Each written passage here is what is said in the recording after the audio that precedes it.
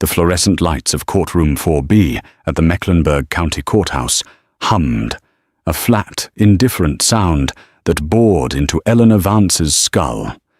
She was 34 weeks pregnant, and the hard wooden bench felt like a medieval punishment.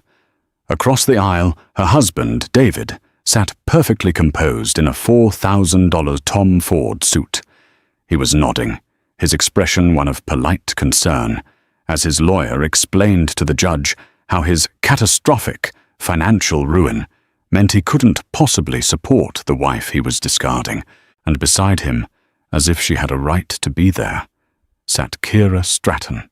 Kira, all sharp angles and expensive perfume, leaned forward and whispered, just loud enough for Eleanor to hear. "Better hope it has his eyes, Ellie. It's the only thing you'll ever get from him." The chill in the courtroom had nothing to do with the air conditioning. It was the specific, Arctic cold of manufactured justice, a place where families were dismantled by the pound. Eleanor shifted, her hand instinctively moving to the hard swell of her abdomen. The baby kicked, a sharp reminder of the innocent life tangled in this toxic proceeding. She was alone. Her lawyer, Sarah Jenkins, was a sharp, exhausted woman from legal aid, currently shuffling a mountain of paperwork that felt hopelessly thin against the glossy, leather-bound binders on the opposing table. David's lawyer, a shark named Marcus Thorne, was speaking in a smooth, mournful baritone. "Your Honor, we have provided full discovery. The Vance Development Empire, as the press once called it, is a house of cards. Debts, liens, an unforeseen market collapse. Mr. Vance is, for all intents and purposes, bankrupt." Eleanor felt a hysterical laugh bubble in her throat. Bankrupt? David, who had just flown back from a last-ditch investor meeting in the Cayman Islands. David, whose crocodile leather shoes were currently tapping impatiently on the marble floor. And then there was Kira. She wasn't just a mistress, she was an exhibit. She sat not in the gallery, but at the defendant's table, a paralegal's notepad in front of her, as if she were part of the legal team. She wore a severe, cream-colored dress that cost more than Eleanor's entire maternity wardrobe. Her presence was a calculated performance of power. She was the successor, the upgrade, the one who would enjoy the fruits of a marriage she had helped destroy. Kira's whisper, "Better hope it has his eyes," had been precise. It was designed to shatter what little composure Eleanor had left. Eleanor turned, just slightly, and met Kira's gaze. Kira held it, a small, triumphant smile playing on her lips. She wasn't just here to support David, she was here to watch Eleanor break. "Mrs. Vance," Thorne continued, "is requesting lifelong spousal support, 50% of all assets, and full ownership of the marital home on Queen's Road. These are the demands of a woman living in a fantasy. My client is pregnant with Mr. Vance's child and has been left with frozen credit cards and an eviction notice," Sarah countered, her voice tight. "We are asking for what is legally hers."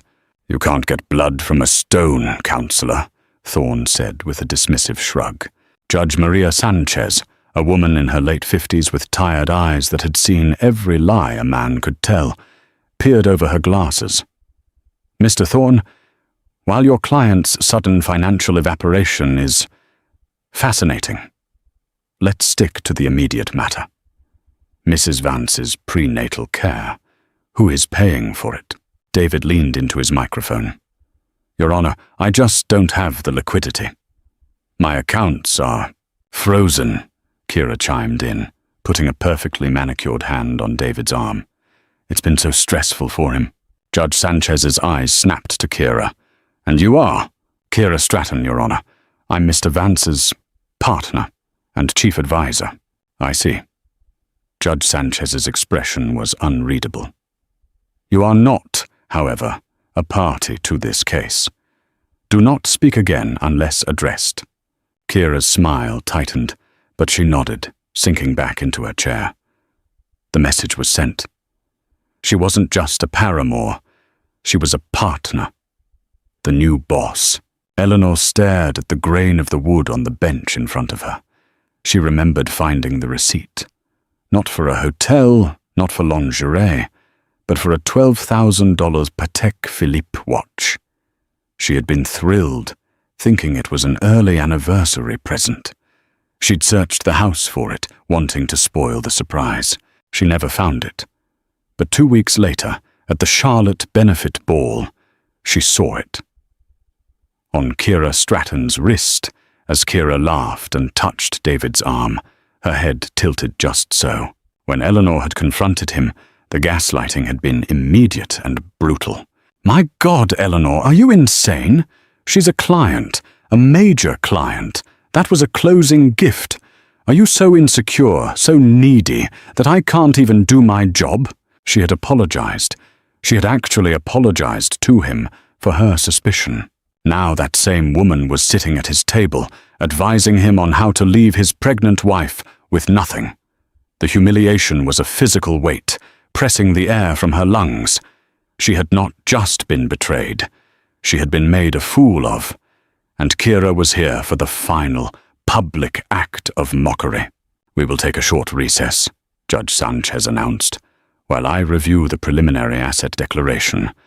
We will reconvene in 15 minutes. The gavel cracked, and the tension broke. David and Kira stood, smiling, a perfect portrait of a power couple. David didn't even look at Eleanor as he walked out, Kira's hand firmly planted in the small of his back. The hallway of the courthouse was a different kind of battlefield. The acoustics were terrible. Whispers echoed, and every tense conversation was public property. Eleanor headed for the restroom, needing a moment to splash cold water on her face. Kira was there. Naturally, she was standing at the mirror, reapplying a shade of bold, blood-red lipstick. She saw Eleanor in the reflection and smiled. "You really shouldn't be here, Kira," Eleanor said, her voice trembling. "Where else would I be?" Kira snapped the lipstick shut. "David's a mess. He needs me to handle this. Well, you never were very good with pressure, were you? This is a divorce proceeding, not a hostile takeover. It's both, honey." Kira turned, leaning against the counter. She was taller than Eleanor, even more so in her sharp heels. "Look, Ellie, I'm going to give you some free advice. Take the first offer, whatever it is. Because every day you fight this, it's going to get worse for you. Marcus Thorne will paint you as a bitter, unstable gold digger. And by the looks of you," her eyes drifted dismissively over Eleanor's swollen belly, "you're not exactly sympathetic. I am carrying his child." "You're carrying a consequence," Kira corrected, her voice void of emotion. A last-ditch, desperate attempt to trap him. It didn't work. The cruelty of it knocked the breath out of Eleanor. "You think I got pregnant to trap him?" "I don't think I know. He'd been telling you he was unhappy for a year. He was sleeping in the guest room. And then, miraculously, just as he's about to leave, you're pregnant. It's pathetic." The lies were so thick, so layered, that Eleanor couldn't even begin to untangle them. David had been distant. He had been working late, but he had sworn it was just stress from the downturn. He had been the one to initiate intimacy the night she conceived, after a rare, seemingly perfect dinner. He had called her his rock. It had all been a performance. He had probably come straight from Kira's bed. "He's a liar, Kira. He's lying to you just like he lied to me." Kira laughed, a short, sharp sound. "Oh, Ellie, that's what wives always say. The difference is, I know what he is. I'm not blinded by love and forever. I'm his partner. I understand his business. You were just the domestic part, the starter wife. And now that part of his life is over." Kira moved toward the door, then stopped, her hand on the handle. She looked back, her eyes landing on Eleanor's stomach with pure disdain. "Oops, careful," Kira said, her voice suddenly loud, dripping with saccharine concern as she accidentally bumped Eleanor's shoulder. "You're carrying a lot of debt." A few other women in the restroom turned to look. Kira leaned in, her voice dropping to a conspiratorial hiss. "He told me. He said this whole thing," she gestured to Eleanor, "was like dragging an anchor. Don't worry, I'll take a good care of him. He needs a partner who can swim, not one who just sinks." She walked out, leaving Eleanor standing in the harsh light, the word anchor echoing in the tiled room. Eleanor gripped the edge of the sink, her knuckles white. The humiliation was complete. It wasn't just about the money. It wasn't just the betrayal. It was the replacement. It was the ease with which Kira had slipped into her life, dissected it, and declared it worthless. Anchor. Something inside Eleanor hardened. The tears of self-pity evaporated, replaced by a cold, sharp anger. Kira had made a fatal mistake. She hadn't just mocked a victim. She had just given a survivor a reason to fight. This was no longer about getting what was fair. This was about survival. She walked out of the restroom, ignoring Sarah, who was holding 2 cups of vending machine coffee, and marched back into courtroom 4B. She sat down, her back perfectly straight.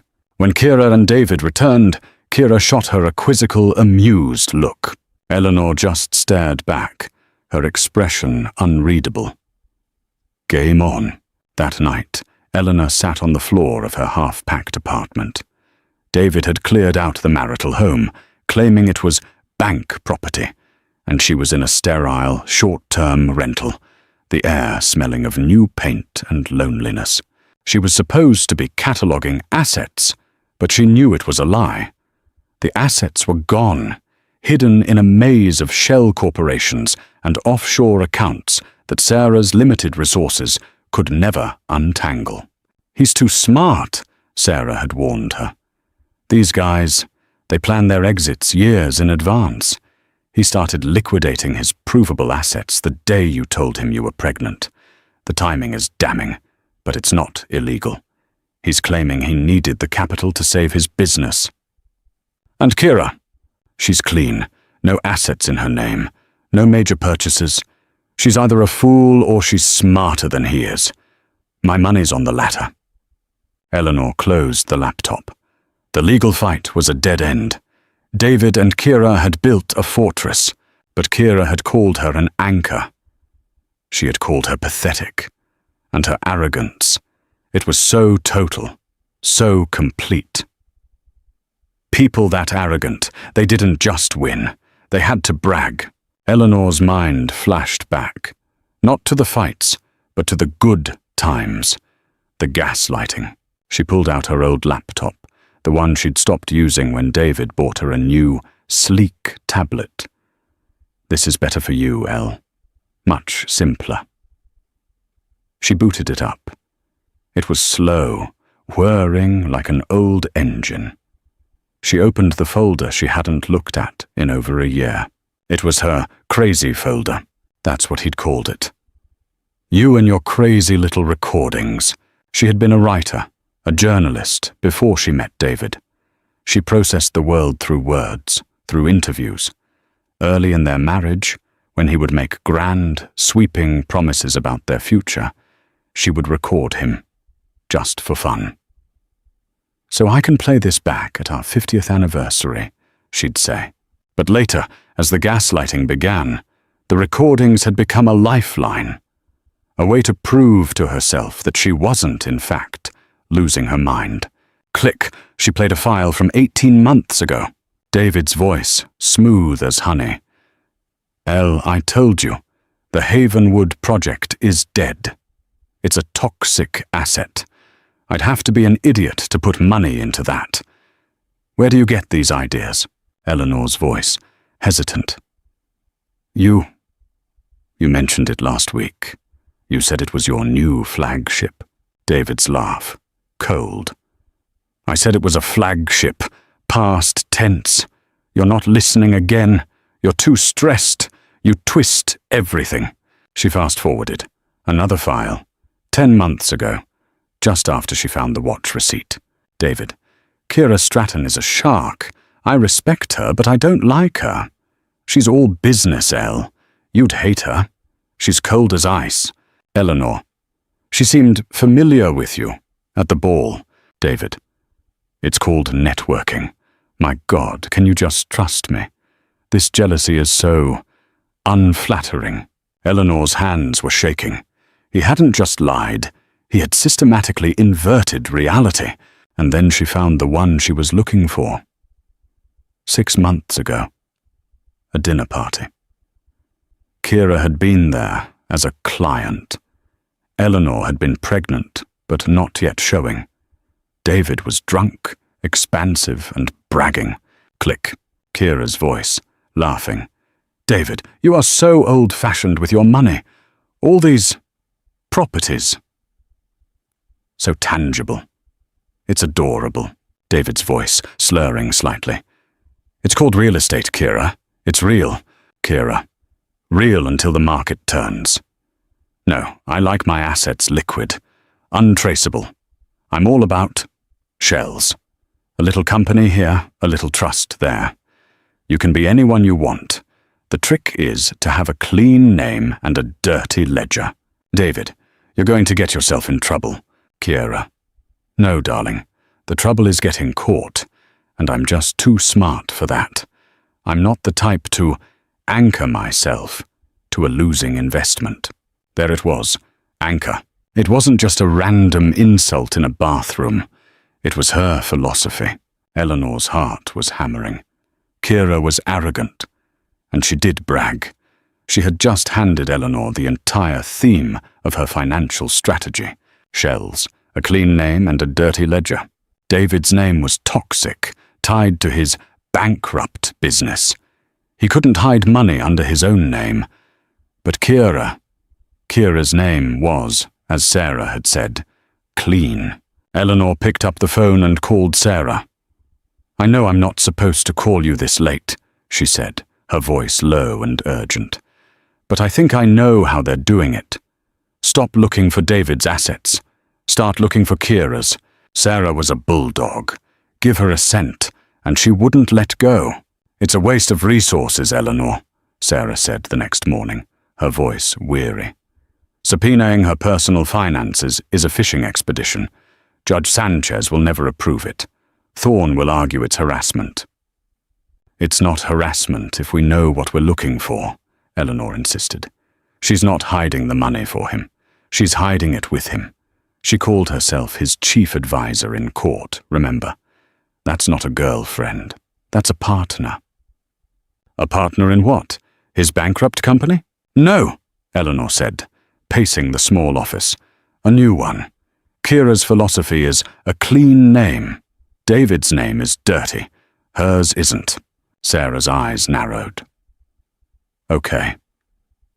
Let's say you're right. They're moving assets into a new entity under her name. It would have to be recent. It would have to be anonymous. Delaware, Nevada, Wyoming. Try Delaware, Eleanor said, remembering a news article about David's complex corporate structuring from years ago. It was his preferred playground. For 3 hours they dug. Sarah used her access to the state's corporate databases, running search after search. Kira Stratton, Stratton Investments, KS Holdings. Nothing. It's not here, Eleanor. It was a good hunch, but... Wait, Eleanor said, looking over Sarah's shoulder. You're searching Kira. What's her full name? Kira L. Stratton. The L is probably, I don't know, Lee or Lynn. Try just Stratton, Eleanor urged, and add a keyword. Holdings, ventures, properties, Sarah typed. The screen refreshed. And there it was. Stratton Holdings LLC, registered, State of Delaware. Date of formation, October 14th. Eleanor's blood went cold. October 14th. 3 weeks ago. 2 days after David had been served with the final divorce papers. Sarah. I see it.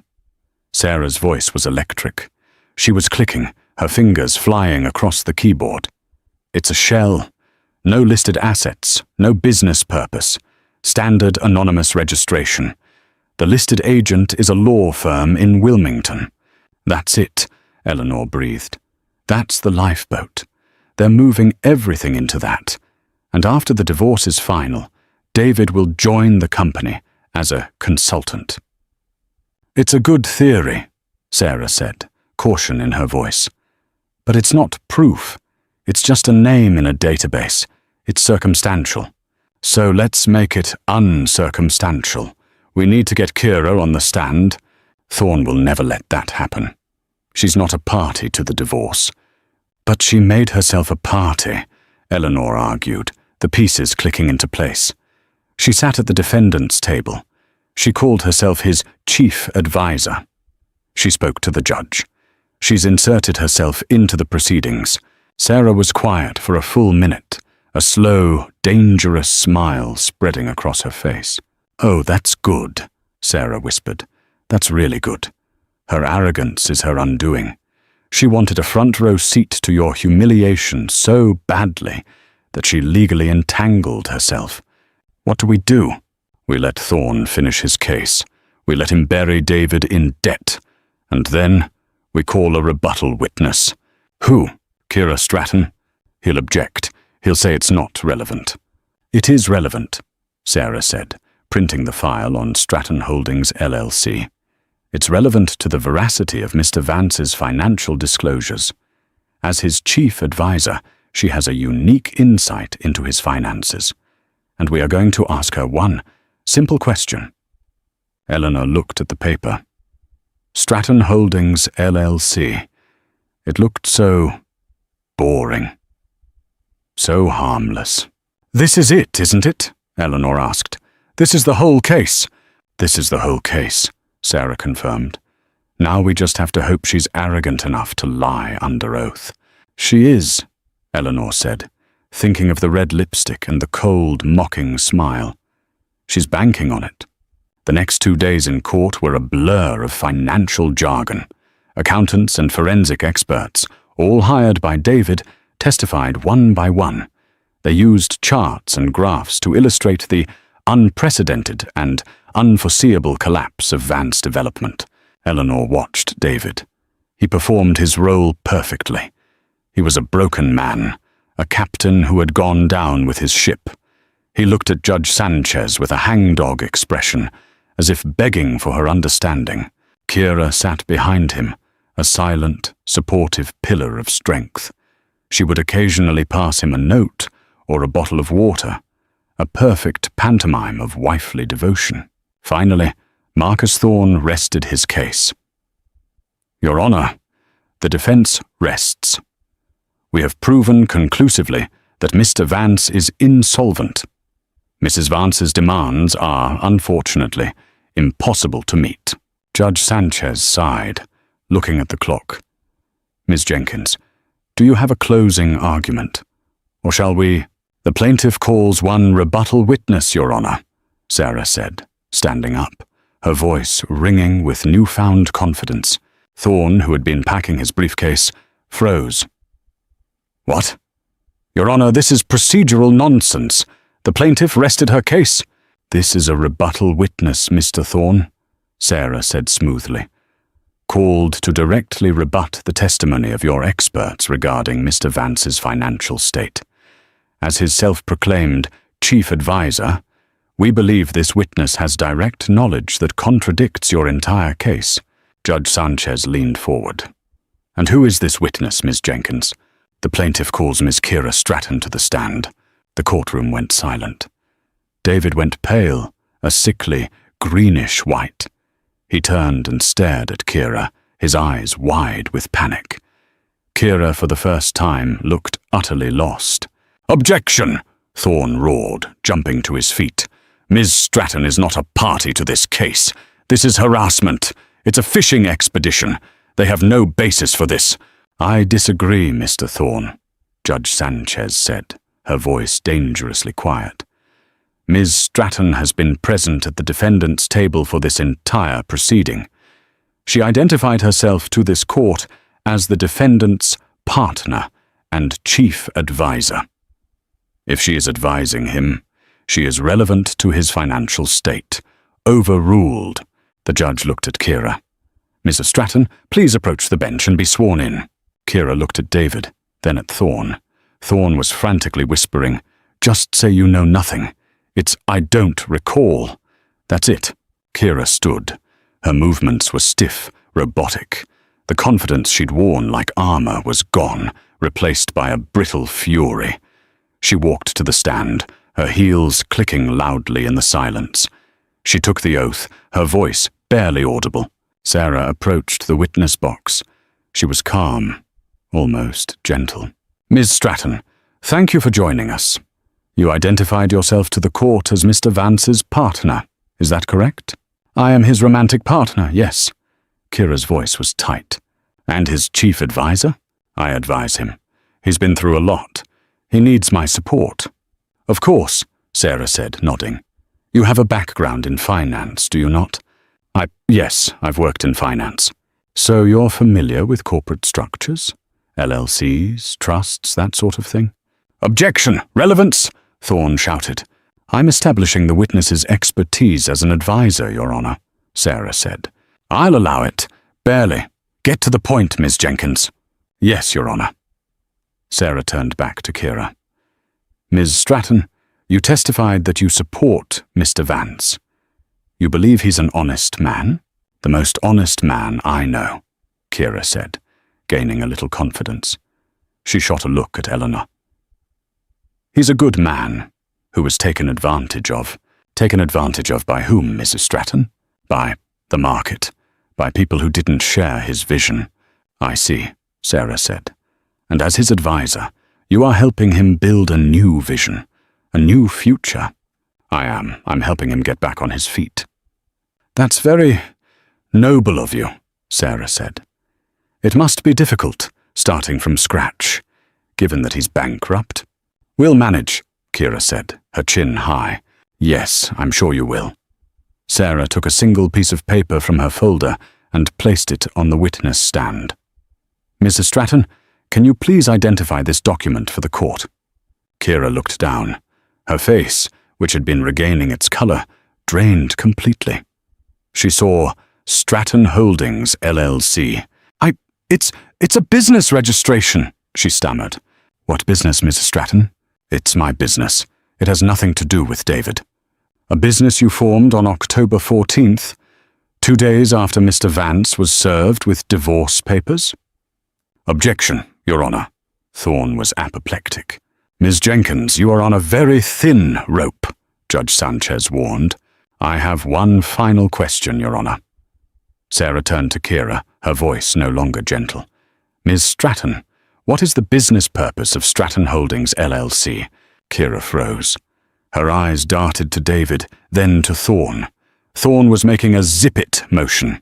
It's for future investments, Kira said, grasping at the straw.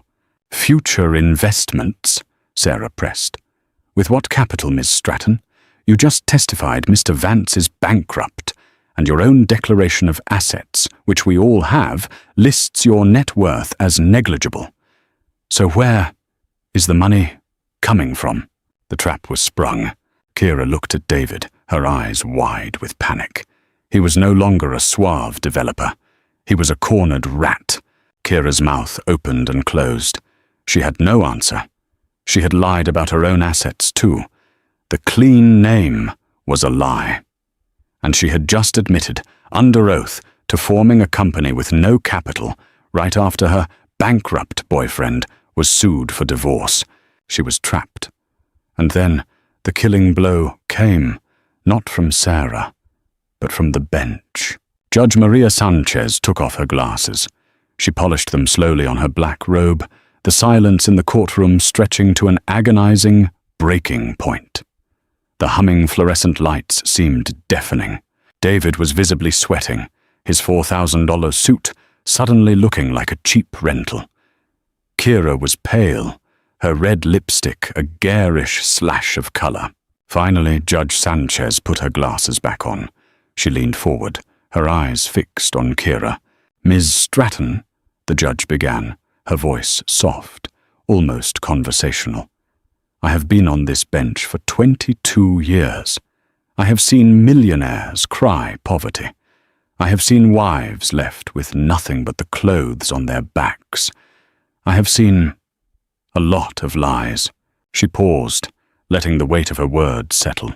Mr. Thorne, she said, not taking her eyes off Kira, is objecting on the grounds of relevance. But I find this very relevant. Ms. Jenkins has just established that you, the defendant's chief advisor, created a shell corporation with no stated purpose and no visible capital, days after his assets were to be legally reviewed by this court. She held up a hand as Thorne started to rise. "Sit down, Mr. Thorne." She looked back at Kira. "I am going to ask you one question, Miss Stratton. And I want you to think very, very carefully about your answer. I want you to think about the oath you took. I want you to think about the penalties for perjury and conspiracy to commit fraud in the state of North Carolina, because you are, at this moment, very close to becoming a co-defendant in a criminal investigation." Kira was trembling, her hands gripping the railing of the witness box. The judge leaned into her microphone. "Ms. Stratton, are you or are you not a party to a financial arrangement with the defendant, David Vance, intended to shield assets from this divorce proceeding and, by extension, from this court?" That was it, the question. It was a legal nuclear bomb. A yes would be an admission of conspiracy and fraud. A no would be a provable lie, perjury, because the LLC's timing was so precise, so damning, that no one in the room would believe her. Kira stared, her mind utterly blank. The arrogance that had carried her through this entire ordeal, the belief in her own superior intelligence, had evaporated. She was just a common thief, caught in a spotlight. She looked at David, a desperate, silent plea for help. And David Vance did what he always did. He saved himself. He turned away from her. He looked at his lawyer, Marcus Thorne, and shrugged.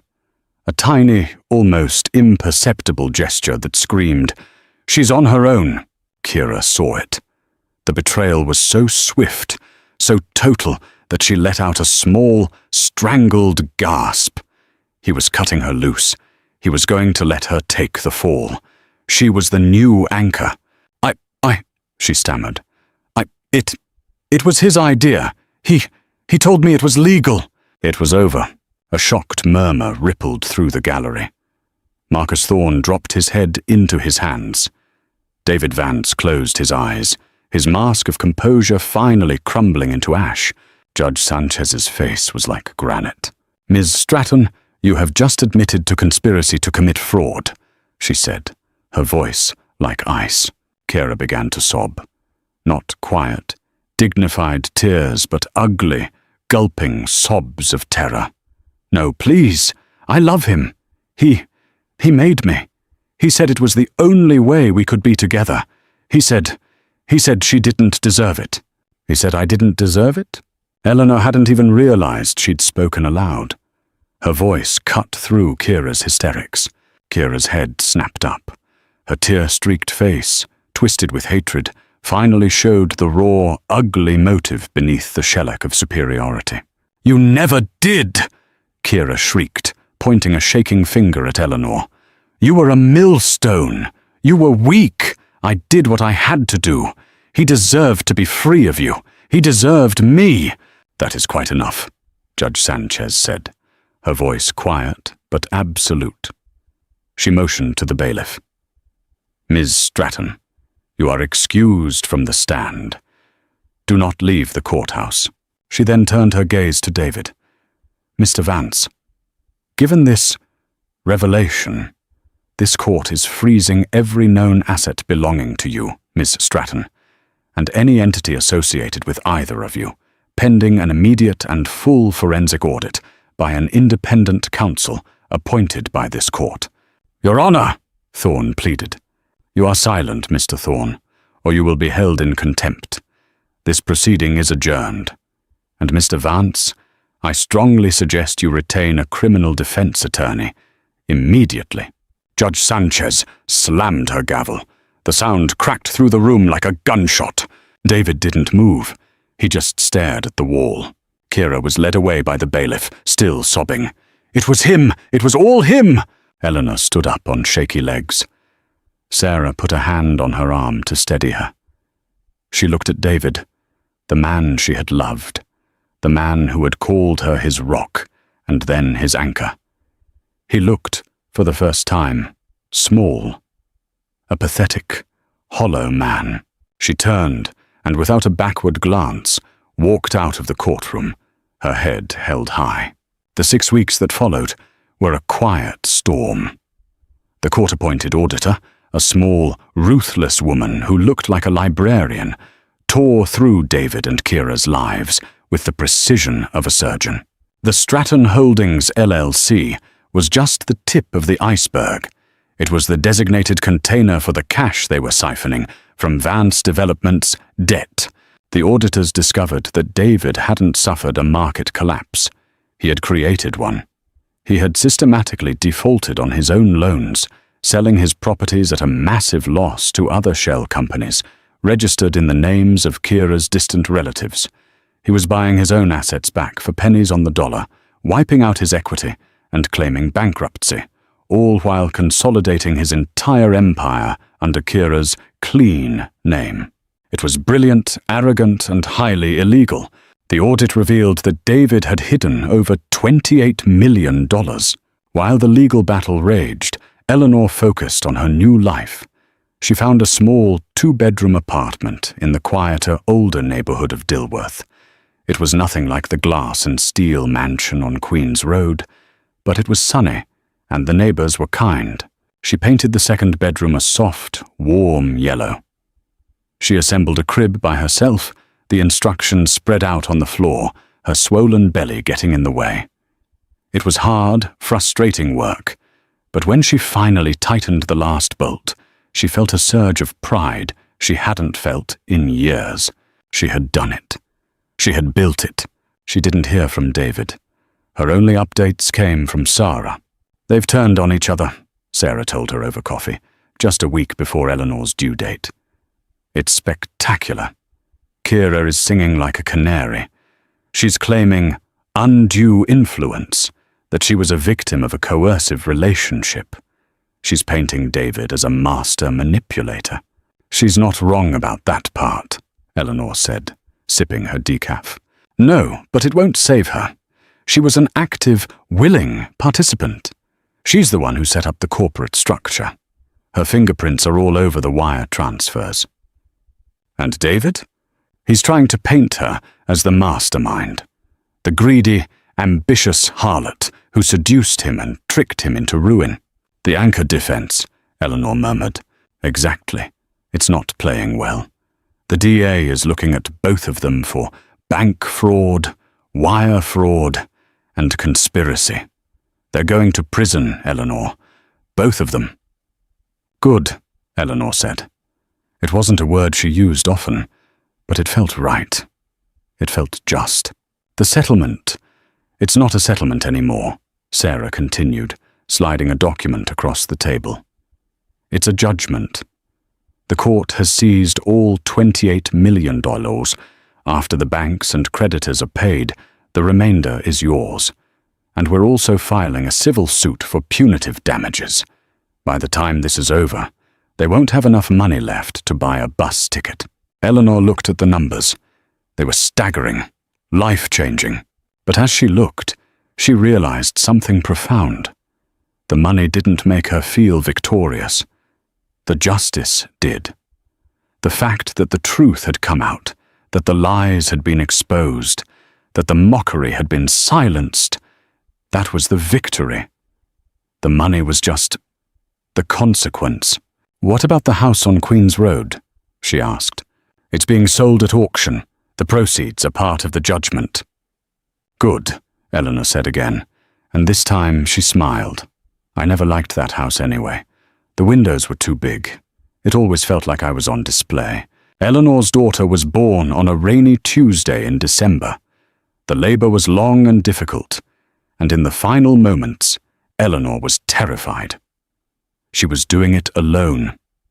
The fear that she was too weak, that Kira had been right, resurfaced. You're an anchor, you just sink. But then, the doctor told her to push, and a different instinct took over. It was a fierce, primal strength she never knew she possessed. It was the strength of a mother. When they placed the baby on her chest, tiny and screaming, Eleanor burst into tears. But not tears of sadness or self-pity. They were tears of relief. She named her Grace. Not for the religious concept, but for the secular one. Grace, as in elegance. Grace, as in a reprieve. And grace, as in the quiet strength to move forward when the world tried to break you. A few days later, she was back in her little apartment, rocking Grace in the quiet yellow room. Sarah came by, not as a lawyer, but as a friend. "I brought you this," Sarah said, handing her a small, framed newspaper clipping. Eleanor read the headline. "Queen City developer, partner indicted on 22 counts of fraud. Vance, Stratton face, decades in prison." Below the headline was a picture. Not the glamorous, smiling photo of David and Kira from the society pages. It was a photo of them leaving the criminal courthouse. David in an ill-fitting suit, his face grey and haggard. Kira, her hair a mess, her hands cuffed in front of her, her face a mask of ugly, defeated rage. Eleanor looked at the picture for a long moment.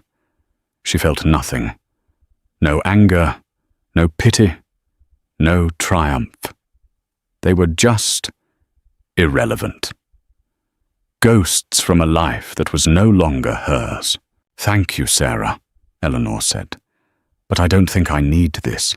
She handed the clipping back. "That's their story." "This," she said, looking down at the sleeping baby in her arms, "is mine," Sarah smiled. "Understood." The final judgment came through. The funds will be transferred to your new trust by the end of the month. You're set, Eleanor. You and Grace. You're free. Free. It was a word she was still getting used to. That night, after the last feeding, Eleanor stood by the window of the nursery. The rain had stopped, and the air was clear and cold. She looked out at the quiet street, at the warm lights of her neighbors' homes. It was a simple, normal, beautiful life. She thought back to that day in the courtroom, to the humiliation, to the whisper that was meant to destroy her. Better hope it has his eyes. She looked down at Grace. Her daughter's eyes fluttered open. They weren't David's eyes. They weren't her eyes. They were new. They were her own. "It's just us, baby girl," Eleanor whispered, kissing her daughter's forehead. "And we're going to be just fine." She wasn't an anchor. She was the harbor. Eleanor's story is a powerful reminder that the deepest betrayals often come from those closest to us, but that our dignity is not theirs to take. She was mocked, gaslit, and pushed to the brink, but she found her strength not in revenge, but in the truth. She faced the power imbalance, the hidden motives, and the psychological warfare, and she won. Not just in court, but in her life. She turned her greatest pain into her greatest victory, proving that resilience is the ultimate superpower. Her new life, built with her own hands, is a testament to the strength of a woman who simply refused to sink. This story shows that justice, even when it seems impossible, is always worth fighting for. Thank you for watching this incredible story of resilience and redemption. If Eleanor's journey moved you, please like this video and share it with others who might need a reminder of their own strength. Don't forget to subscribe for more true life stories of overcoming the odds. A billionaire was enjoying Alfredo pasta until a waitress said, "You don't remember me, do you?" What if the person who changed your life forever was standing right in front of you, but you couldn't remember their face? 42-year-old Jonathan Mitchell sat in the corner booth of Romano's Italian Bistro, twirling Alfredo pasta around his sterling silver fork. The soft jazz music and warm lighting created the perfect atmosphere for his usual Tuesday evening routine. As one of the country's wealthiest tech entrepreneurs, Jonathan could afford any restaurant in the city, yet he always returned to this modest, family-owned place. Something about it felt familiar, though he couldn't quite place why. The waitress approached his table with a gentle smile, her name tag reading Clara. She had kind eyes and graying hair pulled back in a neat ponytail. As she refilled his water glass, her hand trembled slightly. "Excuse me, sir," she said softly, her voice carrying a weight of years and memories. "You don't remember me, do you?" Jonathan looked up from his pasta, fork suspended in midair. "Where are you watching from tonight?" Jonathan studied Clara's face carefully, searching his memory for any trace of recognition. Her warm brown eyes seemed familiar, but he couldn't connect them to anyone from his current circle of business associates and society friends. She stood patiently beside his table, her hands clasped behind her back, waiting for an answer that didn't come. "I'm sorry," he said finally, setting down his fork. "Have we met before? You do seem familiar, but I can't quite place where." Clara's smile faltered just slightly, though she tried to hide her disappointment. She'd worked at Romano's for 15 years, watching countless customers come and go, but this man had been special once. "It's all right," she replied gently. "It was a long time ago. Enjoy your meal, sir." As she turned to leave, something in her voice made Jonathan pause. There was a sadness there, mixed with what sounded like fond remembrance. He'd built his fortune by paying attention to details, reading people's expressions during crucial business negotiations. Clara wasn't just another waitress making polite conversation. "Wait," he called softly. "Please sit for a moment. I have a feeling this is important." Clara glanced around the nearly empty restaurant. Her shift was almost over, and her manager was in the back office. She slid into the booth across from Jonathan, her weathered hands smoothing her apron nervously. "Do you remember the winter of 2008? She asked, her voice barely above a whisper. Jonathan's brow furrowed. That had been one of the darkest periods of his life. He'd just lost his job at the software company, his apartment was being foreclosed on, and he'd been living out of his beat-up Honda Civic. He'd spent most of that winter in coffee shops and diners, nursing single cups of coffee for hours while searching for work on his laptop. "That was a difficult time," he admitted, his voice growing quieter. Clara nodded, her eyes glistening with unshed tears. "You used to come in here every night around closing time. You'd order the cheapest thing on the menu and make it last for hours." Jonathan felt a chill run down his spine. Someone had shown him kindness during those desperate months, but the memories felt hazy and distant. Clara's voice grew stronger as the memories flooded back. "You always sat at this exact booth, working on your laptop until we had to close. I could see you counting your change, trying to make every dollar stretch. Some nights you'd order just coffee and crackers." Jonathan's chest tightened. He remembered those nights clearly now, the embarrassment of being hungry but unable to afford a real meal, the fear that his dreams of starting his own company would never materialize. "I remember being hungry," he whispered, his successful facade cracking slightly. "I was trying to get investors for my app idea, but everyone said I was too young, too inexperienced."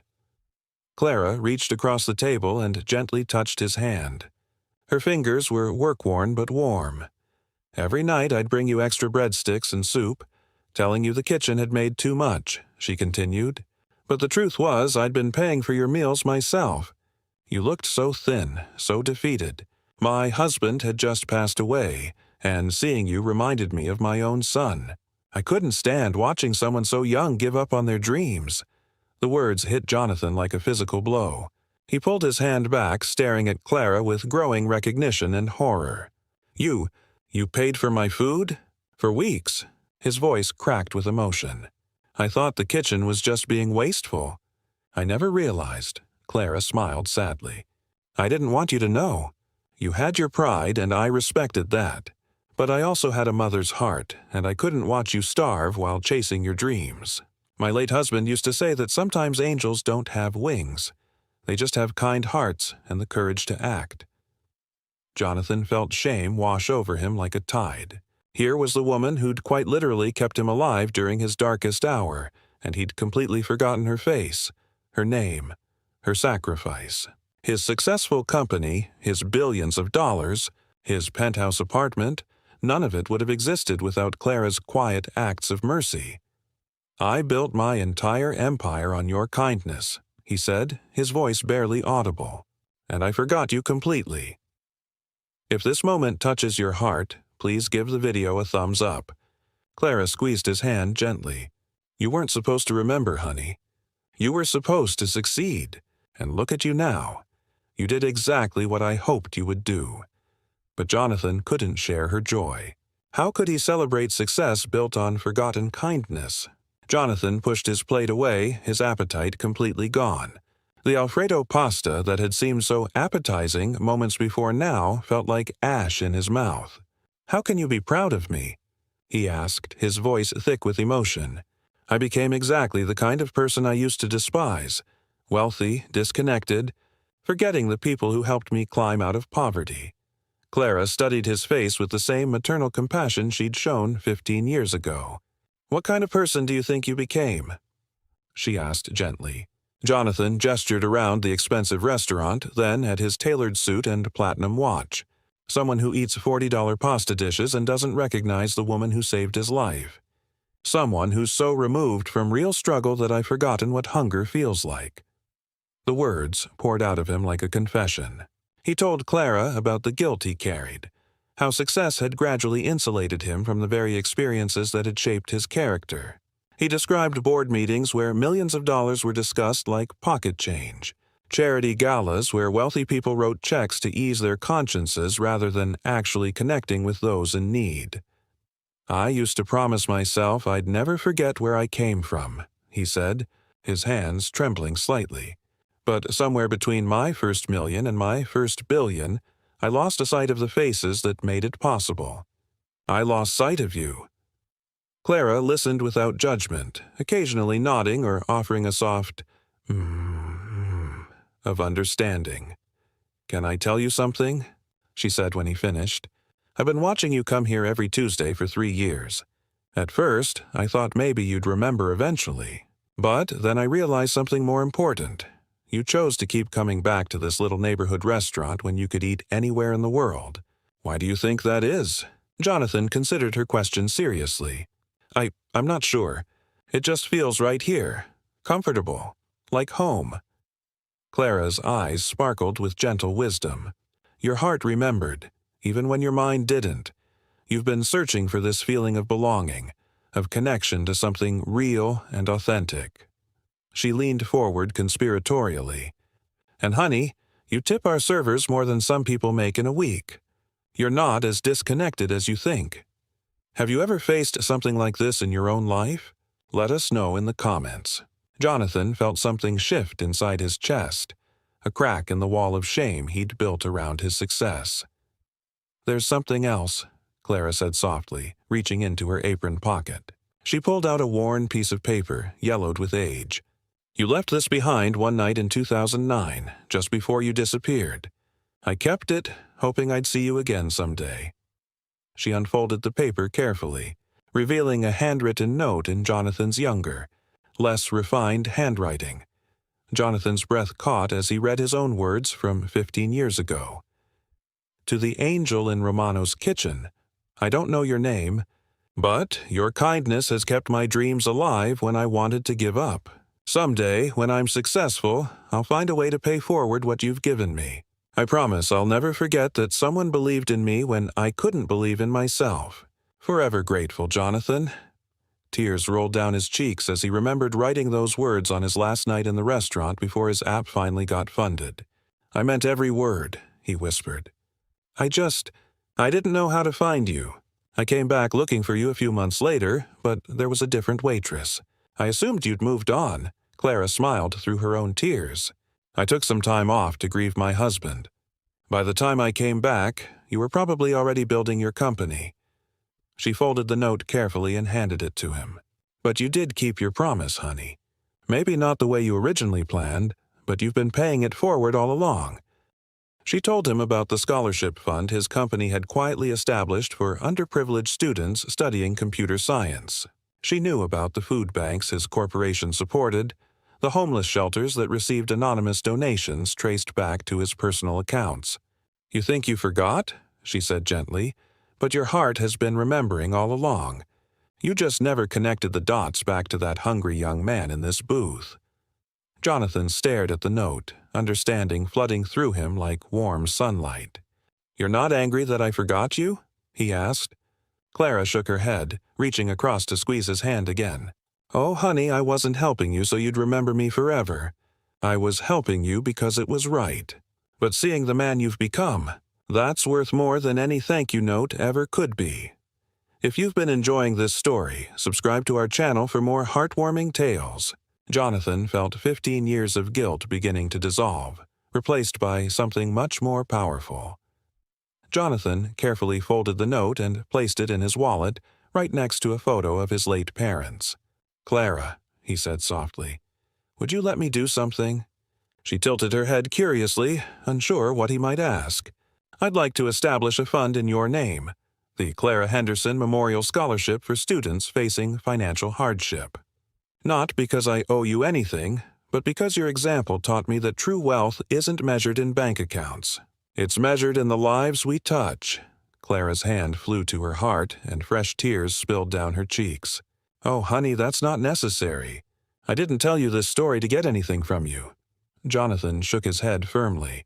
"I know you didn't. That's exactly why you deserve to have your kindness remembered and multiplied. How many other hungry dreamers are sitting in restaurants right now, counting change and hoping for someone to believe in them?" As Clara wiped her eyes with her apron, Jonathan continued, "But there's something else I want even more than your permission for the scholarship." He paused, vulnerability clear in his voice. "I want to earn back the right to call you a friend, not as a billionaire trying to ease his guilt, but as the grateful man who never forgot the warmth of this place, even when he forgot the face that created it." Clara stood up slowly and moved around the table. Without hesitation, she wrapped Jonathan in a motherly hug that transported him instantly back to those cold winter nights when kindness had been the only thing standing between him and despair. "You never lost that right," she whispered. "You just needed to remember you were worthy of it." They talked for another hour as the restaurant emptied completely. Jonathan learned that Clara had 3 grandchildren, that she still made her late husband's famous marinara sauce recipe on Sundays, and that she'd been secretly proud every time she saw his company's name in the news. Clara discovered that Jonathan had never married because he'd been too afraid that anyone who got close to him was only interested in his money, and that he still kept a beat-up laptop from his homeless days as a reminder of where he came from. As they prepared to leave, Jonathan handed Clara his business card, not the CEO version, but a simple white card with just his name and personal phone number. "Tuesday dinners?" he asked hopefully. "I'd like to hear more stories about your husband and your grandchildren. And maybe you could teach me how to notice the people around me the way you noticed me." Clara tucked the card into her apron pocket with a radiant smile. "It's a date, honey. But next Tuesday, you're eating in the kitchen with me. I want to make sure you're getting enough vegetables." As they walked into the cool evening air together, Jonathan realized he'd found something more valuable than any business deal or investment opportunity. He'd found his way back to the person he was meant to be, not despite his success, but because of the reminder that success without memory, gratitude without connection, and wealth without heart are just empty achievements waiting to be forgotten. Some angels, he reflected, do have wings after all. They just wear aprons and serve them with extra breadsticks. If you enjoyed this story, please remember to like, leave a comment with your thoughts, and subscribe for more heartwarming tales. Thank you for joining Jonathan and Clara on this journey of rediscovered connection and the enduring power of forgotten kindness.